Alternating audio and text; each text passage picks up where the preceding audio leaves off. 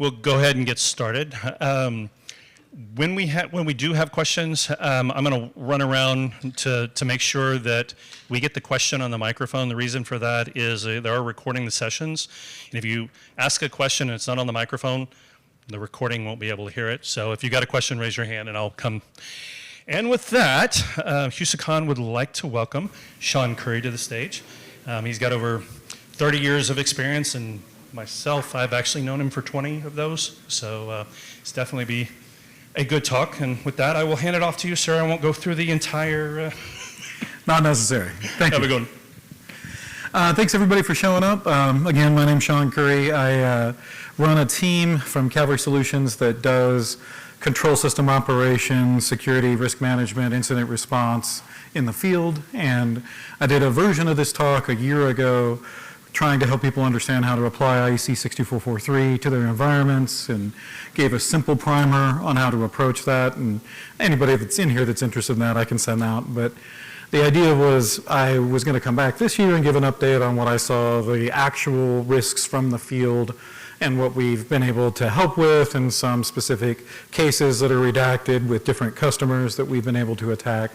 And there's 6 or 7 things that all of us should be doing in our IoT, OT, ICS environments to help manage risk within them. So I am not a sales guy, but an engineer, I work in the field. So anybody, we can dive to any level of detail you want on any of this stuff, and I'll be available after the session to go through it.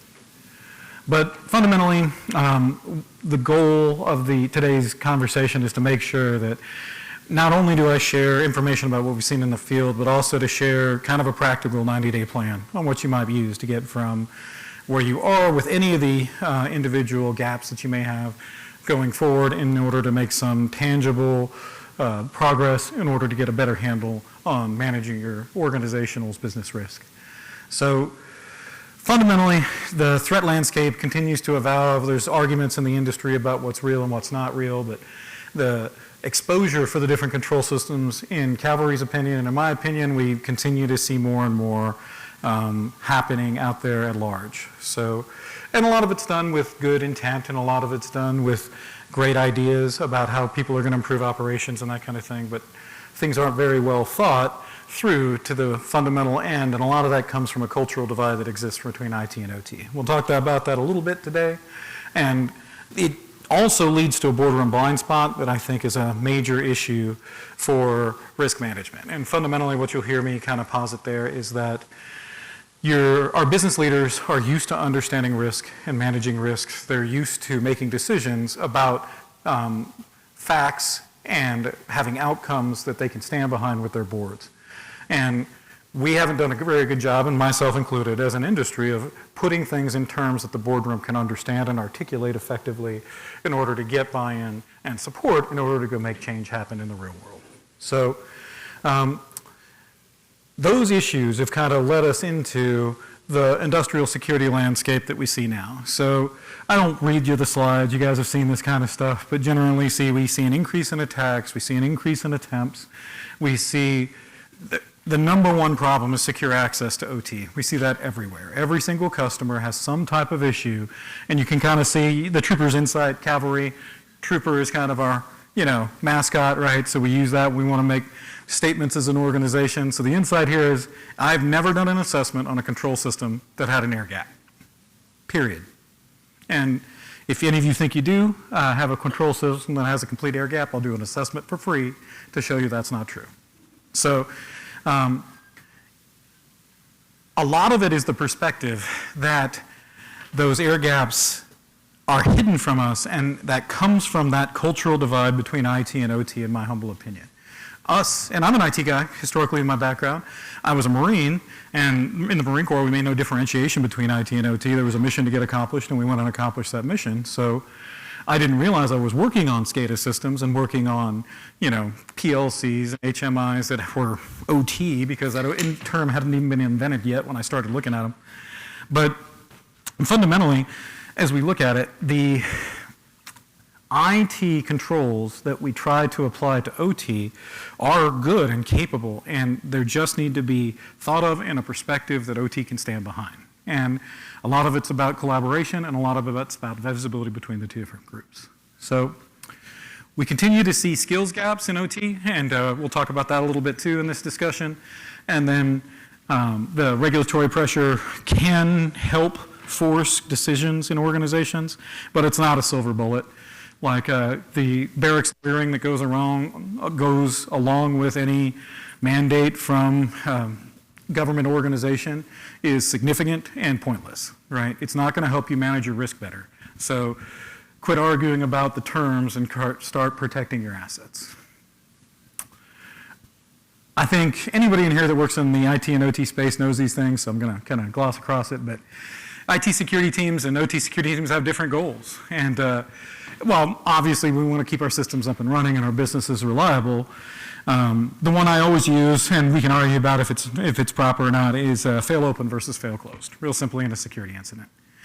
In an OT infrastructure, in a control system that's a manufacturing line or something like that, the number one thing I need to do is keep that line running. And because I need to keep that line running, after making sure it's safe, the number one thing I really need to do is make sure it's safe. I'm sorry I misspoke. Anybody here in the safety culture world can correct me later. But so the number two thing is keep that operation running. So we can't, when we see a bad actor in our control system, necessarily immediately shunt that actor and force them out of the control system if we don't understand what that's going to do to the process and what safety it might risk. And as a result, the speed of change is much different within OT, right? So you have to get vendor buy-in. You got several different folks you have to deal with in order to get any project accomplished. You can't just make a decision for a large global enterprise and say, we're going to put in, I don't know, whatever manufacturer's BS you want. And we're going to stack that into every one of our sites. And it's all going to look the same from a pattern basis. And the reason that doesn't work is each control system generally will have locally significant integrations and changes that may be based on the physical process itself. So sure, the IT side of that can be, a couple of firewalls and a couple of switches and some security devices, and that might run an asset, but the OT side of that is going to be maybe that at the head end, but field switching and remote wireless and mesh and all this other stuff that communicates back into that central island that they need to collect whatever information they've got. So the two sides really do and can tend to get a little adversarial when we talk to each other, right? And the number one way I've found personally, as a guy who does this in the field and has to get IT and O teams together and on the same page, is forcing conflict, right? Getting everybody together and having a conversation about what is the business goal I'm trying to attempt, okay? And always there's risk management that's going on. Enterprise organizations want to know more about what's in these OT assets in the field. They want more visibility. They want some understanding so that they can measure their risks, so they can quantify their risk back to people that they need to. And when you get to that point in the conversation, dealing with that is complex if we all throw up our barriers and the IT guys say, here's your list of things you can do. We don't care about your unique and specialized controls. We don't care about your outcomes that you're after. You're going to do this. And if you respect what the control system operators have to say, and you can get down to their level, and usually with them in the field sites, you have to visit and see these folks, then you can get on the same page and have a friendly and honestly more useful conversation. But we've got legacy OT systems with very little security thinking that went on in them by design to make the systems easy to troubleshoot and easy to deploy. So we've got to make sure we protect them. And then we've got a lot of proprietary protocols that we have to deal with. So as we look at, the threat landscape and what we've been watching and what we have actually found in customer accounts, the box-side threats for oil and gas, food and beverage have been active, and they generally have focused mostly on living off the land techniques. And we'll discover these in customer accounts looking for anomalies for the most part, right? So most OT systems do the same thing every day, every week, every month, every year. And we start to see more or any protocol abuse for systems that have never used those protocols before. That's an easy way to start an investigation to find these types of folks. We start to see strange commands coming out in the industrial protocols as we're ripping those packets apart and visualizing them in our platforms. And then The dual-use software is the number one attack surface we see for people moving in and out of these environments as they try to do things. And we have red teams in Cavalry. We'll do red team exercises for customers. I will tell you the number one way to break into a control system is find the historian and get on that historian, which is usually a part of the corporate domain. If we think about old Active Directory terms, and we pass the hash, and then we own that thing, and then once we own that historian, I've got direct access to the downstream devices.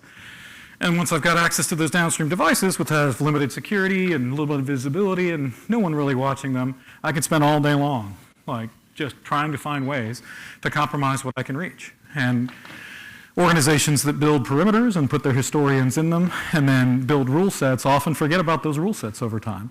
And they get eroded and they get to the point where they're useless. And I don't know how many, any rules we found in firewalls that are supposed to separate IT from OT inbound, and some customers swearing to us that there's no way that I can reach that, only my desktop can reach that from this plant area that's secure. And the rule sets don't say that. Let's do a test, and you can reach every protocol you want. So I know it sounds like I'm trivializing it a little bit, but it's not like the bad actors or the people that are trying to get into these OT systems and assets are using things that I think that we wouldn't be able to detect normally from an IT security perspective, but we have to be paying attention, we have to be instrumented at the right point to see these threats, and we have to be able to respond to them in a way that we can deal with the issue before what is an anomaly becomes a standard, right? So we found, for instance, Russian command and control communications coming out of a power plant in Galveston Bay. And the Russian command and control had been there so long that it was in the patterns when Cavalry took over operations for this customer. And we saw outbound connections on a web port every day at the same time. And, you know, through the course of running it down, it didn't look like anything illegitimate in the beginning, but as we started to analyze it and you start to lock rules down, you're like, why does this exist? And you start to decrypt the packets and, okay, why am I sending this information outbound? And then you stop it and call the FBI and get all the folks in to respond. But I think the point here is just everybody's looking for some novel attack that goes on in OT, and I don't think that that's the biggest risk. I think the biggest risk to OT really is mistakes. It's the control systems, programmers themselves making a mistake and you not knowing about it as an operations manager. It's not bad actors, in my humble opinion. So it's not that we don't need to protect ourselves and isolate things and look for people trying to break into our systems. It's a little simpler than that, in my humble opinion, based on, honestly, hundreds of responses in the last year. So access vectors, so this is what we've seen across our customer accounts, right? I said this earlier and I kind of jumped the shark on it a little bit, I guess, but the remote access pathways are the primary access. Of course they are, right? They get in, that's the method. So there's 17 vendors in the other room selling OT remote access solutions, right? Whatever, pick your poison. The whole point of that is you solve the problem in a way that answers the business need. And the business need for OT isn't just user to network access. It's not just access to a jump box, and I'd argue with you that jump box introduces a bunch of other security risks we can talk about later.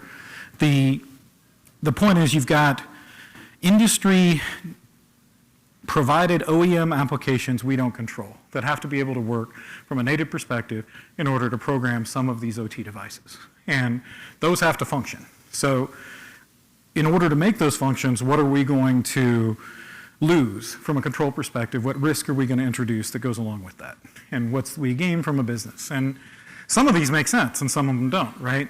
Like a lot of network teams don't have SSH running for some reason on these remote devices, which makes intercept of their credentials trivial at best, right? A lot of server teams still have RDP services exposed on their historians, which is my favorite thing to pick on, as they sit in their enterprises, not restricted to any specific areas of their environment. So those RDP access services then are immediate attempts to attack with lots of open access if they're not secured properly. And vendor remote access issues. I was talking to one of the guys in the crowd earlier before the session started about this, but we see lots of OEM vendors, GE, I won't go through all the names because I'm probably not supposed to.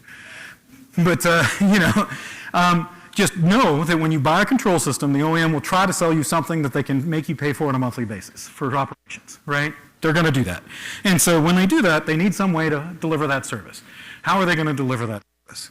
If you don't get yourself involved in that conversation with your OT teams when they're making those decisions, with your business leaders when they're making that call, you can't inject good security practice in that conversation. So you'll find connectivity that diverts and is blind or invisible to all of the security controls teams like ours builds and put out there in the field that were put there intentfully and that you're never going to discover unless you go out there and do a physical asset inventory because they're plugged in some other way to these devices. So solving the vendor remote access issue takes buy-in from the business leadership in your customers and the folks at the sites.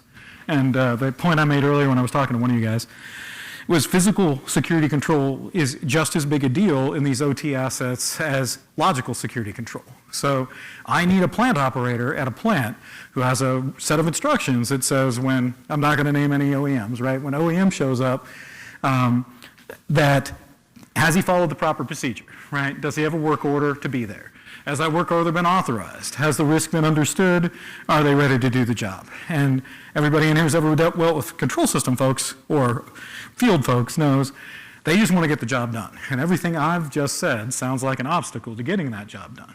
So again, you have to respect both sides in order to find answers that work for both. But the credential brute forcing and exploitation, if we commingle identities between IT and OT, that's how we break into your OT, right? So your IT identities are exposed all over the place. They're everywhere, right? And the attack surface for them is trivial to find and generally easy to exploit. So if you have administrative credentials that can be used from your IT environment to make change in your OT environment, you might want to rethink that. And a lot of this depends, honestly, on what your risk tolerance is for what you're trying to protect too, so take that with a grain of salt.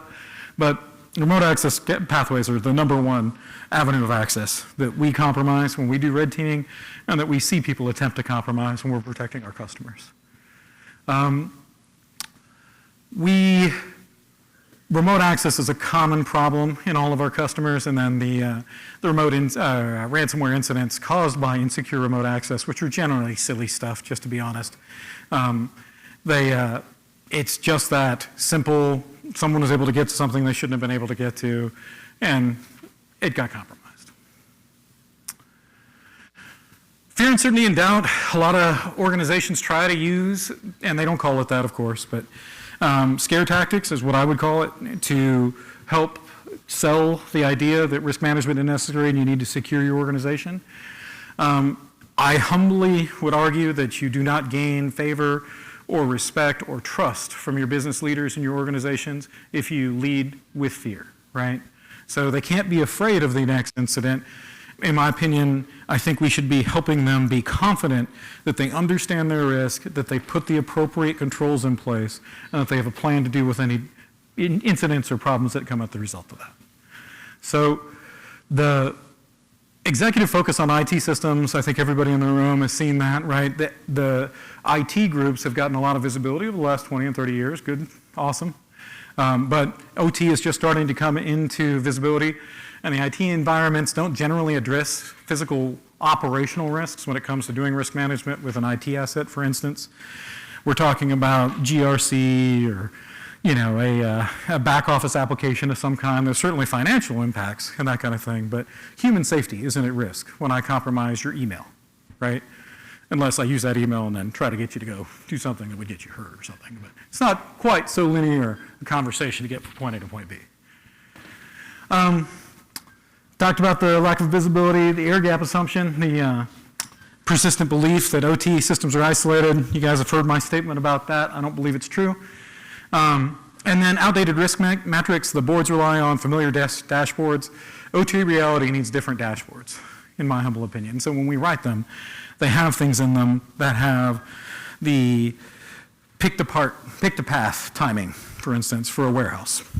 Or they'll have the downtime for oil and gas and for a compression site. Or they'll have whatever the business has told us is the thing they're trying to track. We'll use the different controls and our understanding of the application architecture and how they influence the physical and dynamic world, and we'll make that something that we can share on a quarterly basis with the boards. So we can say what's good, what's better, what's best.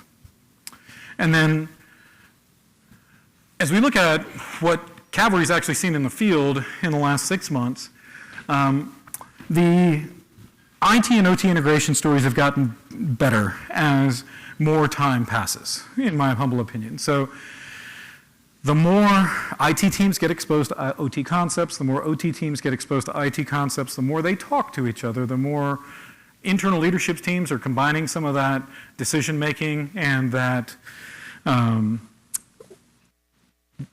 organizational structure within those enterprises. It makes it a little easier to get through some of these challenges, but you know, the number one problem we really see when it comes to IT and OT integration is both sides not talking to each other, right? OT says the IT guys have been out there, they've run 40 projects, they've never accomplished anything. Why am I wasting my time with them? I've got a job to do. And I've got 3 other jobs to do, right? IT guys are like, why won't you want to do this? I'm trying to help you. You know, here's what I know, here's what I've done at thousands of other sites in this enterprise. I know this will work, right? And it's just, it really is time in seat and some type of a mandate. So what I would tell you is if the executive leadership in your organization doesn't understand the value of OT cyber risk management, then that's the first hill to die on, right? What are the examples? How can it affect their business? How can we get them through the course of prescript understanding, using stuff like IEC 6244332 analysis and stuff like that? How can we inform them in a way that they'll believe that they have a risk, that we can mitigate that risk, we can improve their business outcomes and fundamentally make the business stronger? Or we can guarantee business outcomes in a better way. So you can't do any of this without understanding what you're trying to protect. And in every single one of these, we start and an OT team will give us an OEM provided GE 6104 or something like that that'll have a line diagram with everything that was put in 20 years ago when the site was installed. And then generally, not much more about what's actually deployed in an asset. And then the IT team will send us perimeter scans and stuff like that, you know, the things they've seen in their next generation firewall console that have gone through there. But neither of them have a full view of the truth. So getting an asset inventory is the number one most important thing. And it should seem straightforward that we can't protect what we don't understand or know about, but it's a fact. So that asset inventory can be gained in lots of different ways, and I wanted to talk about that a little bit because there's some conjecture in the industry about it right now.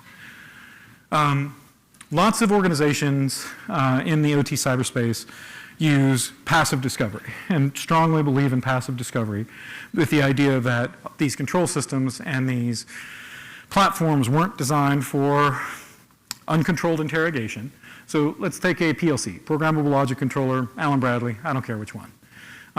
If we jam that thing with any of the vulnerability management platforms we all run in our IT enterprises, just even a low severity scan, it will trip that PLC. A PLC CPU will go up at least during the period of time that it's being scanned while it's trying to figure out what to do with its own IP stack to reject those packets because they're not down for it. And it will not process in the same time the instructions it's supposed to process on its ladder logic to deliver whatever it's supposed to deliver in the field. So we might have to do a functional point-by-point checkout after we do a vulnerability scan of an OT system if it's not working properly to figure out what device is broken. And it's not fun, it takes a long time, and if you don't have good documentation, understanding asset inventory or application architecture, it's near impossible. You're basically rebuilding the thing from scratch.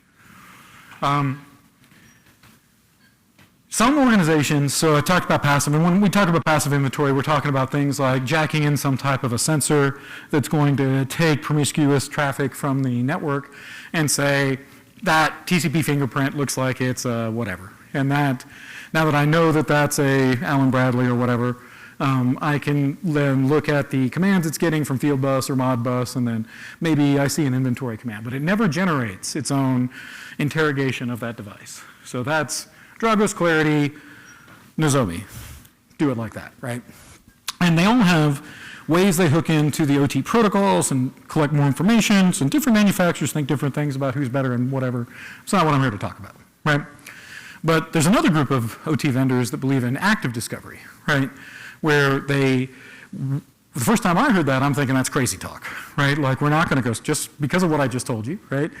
I've seen control systems get shut down by active scanning. It's not fun to deal with after the fact, so why would you ever do that?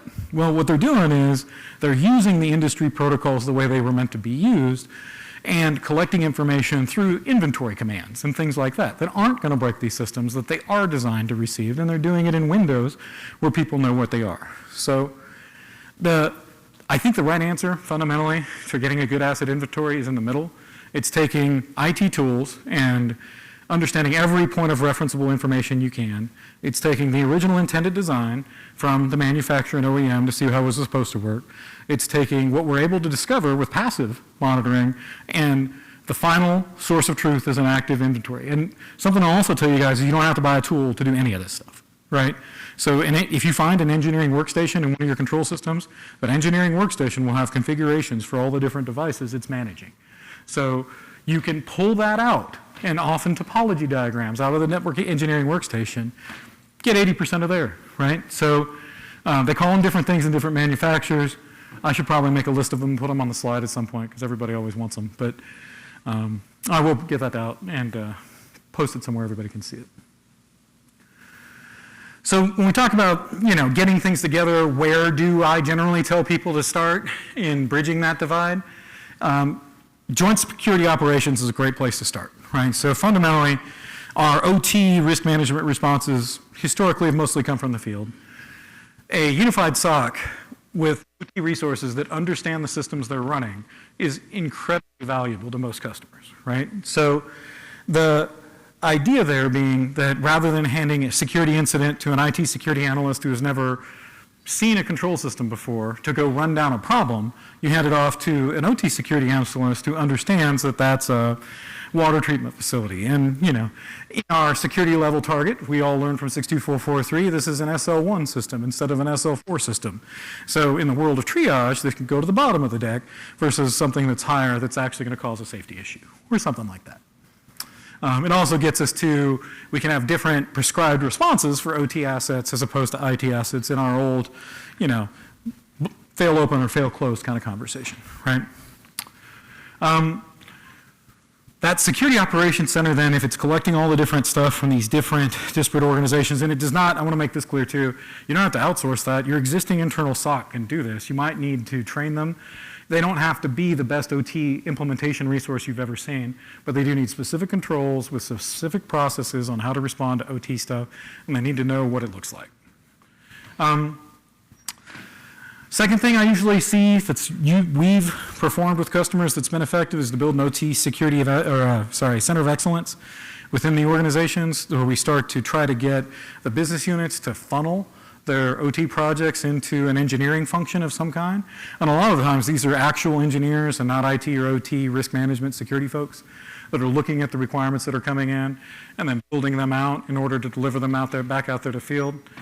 And then building in security by design into our new standards for requests for new proposals when we're doing MPCs or something like that. So what are the things we're going to require these vendors going forward that we can actually stick with, right? Because you can say anything you want, and then you're going to have to make your business work at some day, right? So in the security by design thing, we're going to say, here's how we're going to gain visibility into your remote access. We expect you to expose this. We expect a harness here we can attach to. We expect logs, right? You can say those kind of things for sure. And then how you use them, you can define before you even get to that operation, right? So if we think about that through the design process for when new greenfield systems do get deployed, or when turnarounds happen, or when upgrades happen, it'll make all the difference in terms of getting stuff in. We can't come in at the 11th hour and try to redesign everything. And then I generally try to run, and most of the customers we work with, our team does anyway, joint security planning sessions with the teams. So there's not one risk management strategy for IT and one risk management strategy for OT. Each of them have a strategy, but it contributes to the other. with workshops that help people understand when a risk is changing. So IT organizations wants to change switching infrastructure at a facility where we've decided logical segmentation is appropriate and physical segmentation isn't required.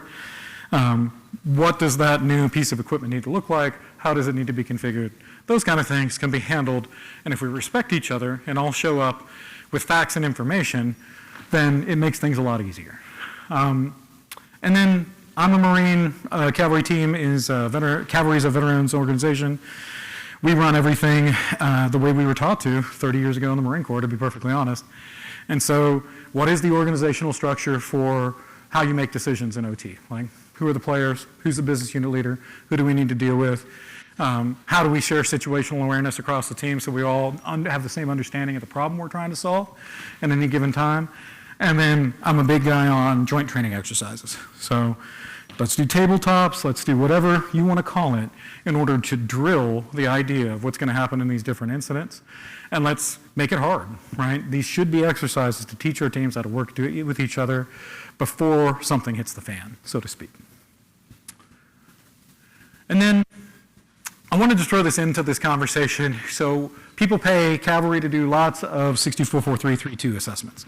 In fact, my last speech at HUSECON was all about that, like I said at the beginning, and how to do them, and you don't have to pay me for them, here's how you do them yourself kind of thing. The truth is, and everybody I think in here has probably heard of the 5 SANS, top 5 critical controls kind of thing. All I did was take that and make that more tangible. These are technical controls, Sean's version of what people actually end up implementing after they fix their 62443 assessments. And it's network segmentation, right? So, and let me mention this too. Not everything has to be physically segmented. We will not win if we try to force everything into a completely physically segmented model. There isn't a place for logical segmentation, and it's all about the risk of that platform to human safety, operational risk, business risk. So 62443 can show you how to do that, but you'll see we're all on the same page. We've talked about threat detection and vulnerability management. You can't really protect what you don't understand at some fundamental level. So how do you gain an understanding of that? You put in some type of way to get an accurate asset inventory and some type of way to get vulnerability data about those assets that's meaningful to you so that you can make decisions about how to protect it or at least share that information with your business leaders. Again, business leaders should be involved in these decisions. They make risk management decisions all the time. Secure remote access, we've talked about that a great deal. It comes up in every conversation. You might have great tools for this already. Lots of people have implemented lots of good stuff with secure remote access for other means. But if you don't run down all the avenues of access, all the conduits into and out of the control system, you may be missing the forest for the trees. And then bare metal backup and recovery seems pretty straightforward, right? But we have to plan for failure, right? So eventually, maybe one of these control systems gets compromised. I'm going to posit 9 times out of 10, 99 times out of 100, it's going to be somebody broke it making a change. It's going to be a tech came in and did something and thought things were working fine and left. It's not malicious in most cases. So we need to be able to know that we can recover to the logic that was in these systems the day before that change was made. And most of them had backup platforms that were implemented in them when they were purchased. Who's been maintaining those? Like, there's no such thing as a set it and forget it backup as far as I'm concerned. If you don't test it, you don't know, you can't recover from it, it won't work. And then, like I've said this 1,000 times now, but know your business risk, right? Purpose-built security solutions for industrial environments are helpful and they work when you have extreme requirements. So let me talk about that. Again, not trying to push any vendor in here. Cavalry doesn't sell any of this stuff, but like, if you look at unidirectional gateways, like data diode, Waterfall, for instance, sells some of this stuff. Great technology. We don't need unidirectional gateways at every single control system facility in the world. Even at the most risky control systems facilities in the world, there's often several control systems that we don't need stuff like that for. And the reason I say that is the more of that kind of extreme effort and money we put into those controls, the less we'll have to do the things that are more meaningful. So if we're going to put a bunch of UDLD devices in front of stuff that cannot possibly cause a large risk, I'd rather have that cash back as a business leader to spend on maybe control systems upgrades, right? Like there's stuff beyond security or in the world of the decisions these guys make. A lot of these systems, as we all know, haven't been maintained in 20 and 30 years. Maybe they want to pay for an upgrade, you know? That's definitely something that needs to be in the conversation. Then the centralized policy and visibility is, I think, the biggest trick, right? So we can gain visibility in lots of different ways, and the control system manufacturers are getting better about creating harnesses for us to do that, and our friends in the different security organizations of the world have created great tools for that, but it's pretty straightforward that if we can't see it, we can't protect it. And this is my last slide, so I'll leave you guys with this and walk through it a little bit, but again, trying to leave the group with something. If somebody would come into me blind and tell me they needed to get from, they don't know what they're doing with OT risk management and security, and they need to show action, and they need to get moved down the road, and I can't afford to hire a consultant, then what do? Right? So you start with an assessment of some kind. What does the org look like? Who's making the decisions? What are the security controls? Coming back to remote access, I've said it 1,000 times, all the remote access pathways, and then assess the current communications processes. And then we can start to build from that. So we know what we're doing in the sense that we know who is making calls in the org, and we know what the security controls are, and we know what the communications might be for change. Now we could start talking about, all right, who needs to be in this room if we're going to start talking about getting serious about meeting one of these standards, right? And what are our objectives and what is our roadmap? And then once we get that, we can create some security reporting we can push upstream to senior executives because we want their help and feedback. If we don't get them involved, this will fail. It'll hit a standard obstacle we all meet in all of our lives of just conflict of time. And if we don't get somebody to support us, there's no reason to even waste the customer's time and money. And then kind of the implementation, it's deploying OT asset visibility solutions of some kind. It's actually way easier than it sounds. The number one problem there is politics every time. They're generally pretty easy to get done. The unified security incident procedures is a lot more effort, believe it or not, than the OT asset vulnerability deployment. Getting everybody on the same page about what needs to be done and convinced can be difficult. And then the access points and security controls on the ones that I listed earlier are the next series of steps. So the point of this exercise was really just to share, inform, and make sure you guys had everything you needed to go out there and help without maybe having to hire somebody, right? So I don't know how I'm doing on time, but I think I'm out of slides here. Got a question, Cal? And please, I should have said this. If anybody got questions, please. Thanks, Sean. Very insightful. Always glad to see you up there. I just want to expand further on a couple of things you said on threat actors versus internal risk with internal mistakes, misconfigurations. Give you all a great example for that. Mergers and acquisitions. There's an HMI with communication protocols that was trying to communicate with pre-existing sites. Thousands of these on SCADA packs, thousands of these trying to communicate from the HMI to the SCADA packs and whatnot. But the code was of the HMI. So when the new company bought it, in essence, they created their own internal DDoS attack. Yep. Affecting bandwidth. So let's put up new towers. No, let's fix that. Deploy the code on the HMI, fix that first. It's almost always that, in my opinion. Like, it's so common that it's a human error versus a human intended attack. And the other thing, I like what you said about the active scanning with inventory commands. I never even thought about that. Yeah, I did that all the time with SCADA applications. That's an active scan. You're right. That's right. And then the last thing is when the IT SOC can be not the best OT SOC, but OT has to provide them the OT playbook. That's right. Thank you.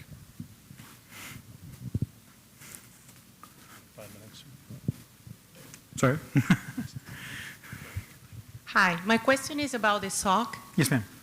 How do you get IT resources OT cyber resources and automation engineers to get on the same page so the SOC can understand the process to better protect the assets? Generally, what I'll do is when we're trying to design the incident response processes, I'll try to get both teams as much as possible in the room. So like, if I take a power company as an example, I'll show up at the power plant managers meeting and give a presentation for an hour on what we're doing, what that SOC is going to do, and how it's going to function. And I'll ask the plant managers en masse, if you have interest in helping us define the new security incident response process for your sites that includes physical security, which by the way, I always push into it too, then please send me a list of names, and usually I'll get some feedback. There's people that are super intentful about trying to honestly run the process and get the outcome they want and that kind of stuff, and those are our best advocates at first. So take their attempts to manipulate the process, right, and turn them into momentum that you can carry into the field, because most of those guys just want to get woken up at 2 a.m. about something that doesn't matter. So if we can build enough into our SOC to say, when the SOC calls you, respect it, right? It's these people know what they're doing. Starting with at the beginning is the thing, and then I also make them get together. I'll send field resources into the SOC function to work there for a week, and then I'll do the same with the SOC resources and send them to the field. Like even when I'm an outsourcer who does managed services for this stuff too, I'll send cavalry guys, my employees, to customer facilities, to their field locations, to go sit with the plant operators, to watch what they're doing for a couple of days and buy them lunch and make friends and influence some people. And so those human relationships end up helping them tremendously. What are some metrics that have been successful showing to the board to improve the cybersecurity program budget? It's often production metrics. So I think I have the benefit of most people don't hire a guy like me if they haven't had a problem, right? So there's usually some business issue that they've had in their production operations I can latch onto. So we were down for X number of days. We were, the problem is I try not to expose too many customers, and anytime I give them too many details, it tells you exactly who they are.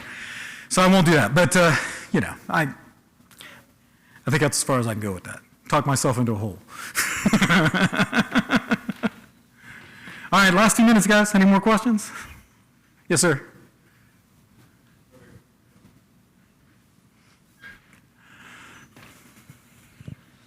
Hey, thanks for the talk. Really appreciate it. It's a very good one. I liked your realism in a lot of the aspects you talked about. One of the things that I did want to ask about that you mentioned is a lot of the OEM tools. Yes, sir. For things like an OPC UADA, how do you begin to really harden or tackle those? I know we can do monitoring for those, but in terms of hardening and restricting them, is there much we can do for those? Not that's effective. I'll just be direct and honest. That's kind of my game, right? So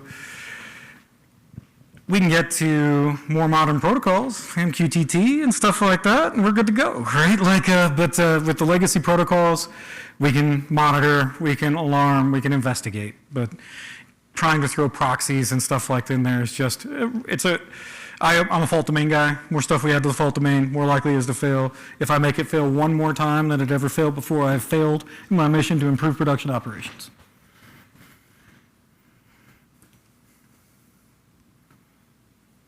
Awesome, guys.